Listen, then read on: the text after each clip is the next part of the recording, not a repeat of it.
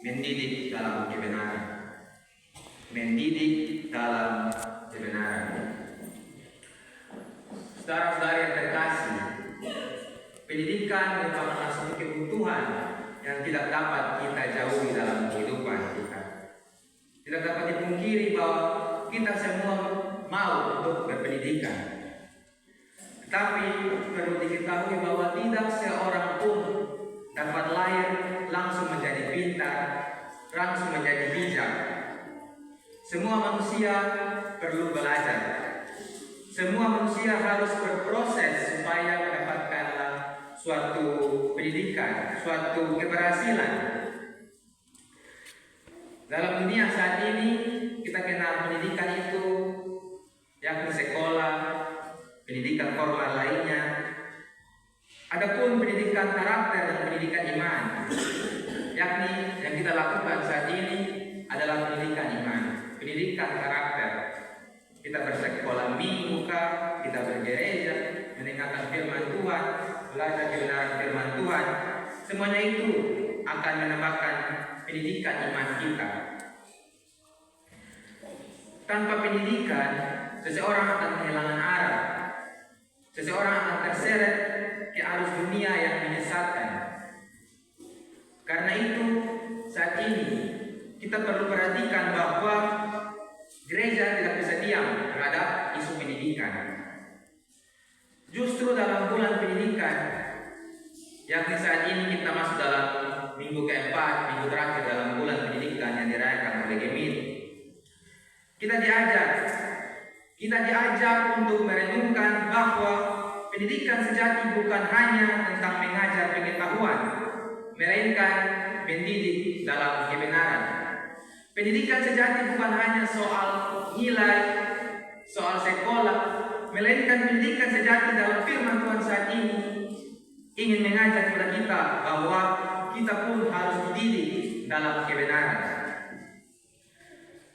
Saudara-saudari yang terkasih oleh Tuhan kita Yesus Kristus,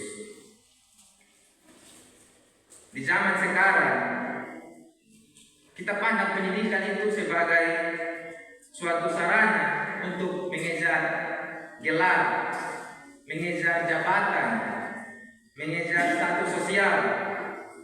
Yakni kita melihat banyak orang yang berlomba-lomba untuk bersekolah, untuk berpendidikan, bahkan menyekolahkan anaknya hingga ke jenjang perguruan tinggi. Mereka mengejar gelar sarjana, S1, S2, S3, S4, seterusnya lah pokoknya, sampai SS berikutnya. Itu merupakan suatu hal yang baik. Memang baik bagi semua untuk mengejar pendidikan di dunia saat ini. Namun, sebagai orang percaya pun, kita perlu bertanya kepada diri kita saat ini. Apa dasar pendidikan itu dan ke arah mana arah pendidikan itu membawa kita manusia? Ke arah mana arah pendidikan itu membawa kita manusia? Perlu diketahui bahwa tanpa dasar iman yang benar, semua pencapaian akademik kita, semua gelar, semua sarjana yang kita miliki akan menjadi kosong. Karena pendidikan yang sejati adalah pendidikan yang menanamkan kasih dan kebenaran, sebagaimana yang diajarkan oleh firman Tuhan saat ini. Kita tentu saja boleh berfokus kepada dunia kita, boleh berfokus untuk mengejar pendidikan, mengejar sarjana, tapi marilah kita juga fokus terhadap sisi rohani kita, yang kita menambahkan karakter dan iman kita sesuai apa yang Tuhan mau, sesuai apa yang tertulis dalam firman Tuhan saat ini. Karena tanpa dasar iman yang benar dalam kehidupan kita, segala keberhasilan, segala gelar, semuanya akan menjadi kosong. Karena dalam diri kita tidak memiliki iman yang sejati, tidak memiliki iman yang benar sesuai apa yang firman Tuhan ajarkan. Saudara-saudara sekalian, inilah yang menjadi inti pesan dari Rasul Yohanes dalam suratnya yang kedua. Kita telah baca surat ini singkat, namun memiliki arti yang cukup mendalam. Yohanes menulis kepada ibu yang terpilih dan anak-anaknya. ibu yang terpilih dan anak-anaknya. Ini merupakan suatu ungkapan yang mengacu pada jemaat Kristen pada masa itu, jemaat Kristen pada waktu itu. Yakni Yohanes bersuka cita karena melihat bahwa sebagian dari mereka tetap hidup dalam kebenaran. Dan bagi Yohanes, ini bukan hanya tentang ajaran yang mereka tahu, tetapi tentang kualitas hidup yang setia dan taat kepada kebenaran Injil. Dalam ayat yang keempat tadi, Bapak-Bapak Saudara semua, kita melihat bahwa pendidikan rohani dimulai dari hidup dalam kebenaran. Dalam ayat keempat, kita melihat bahwa pendidikan rohani dimulai dari hidup dalam kebenaran.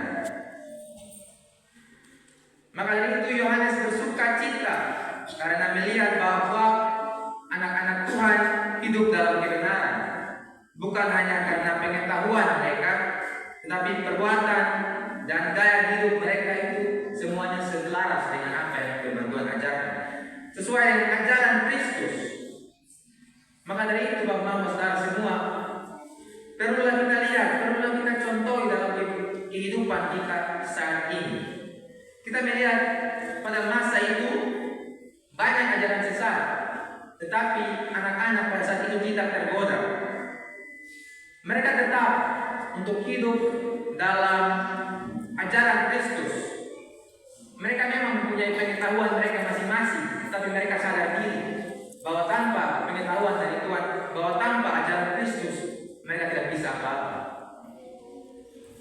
Dan bagi Yohanes, kasih bukan hanya perasaan yang hangat, tetapi juga merupakan ketaatan terhadap perintah Tuhan. Maka dari itu Bapak-Bapak Saudara semua yang hadir, jikalau kita mengasihi Tuhan, marilah kita menaati perintah Tuhan. Cara kita menaati perintah Tuhan, marilah kita melihat firman Tuhan saat ini. Marilah kita mengikuti, marilah kita menjadi pelaku firman dimanapun kita berada.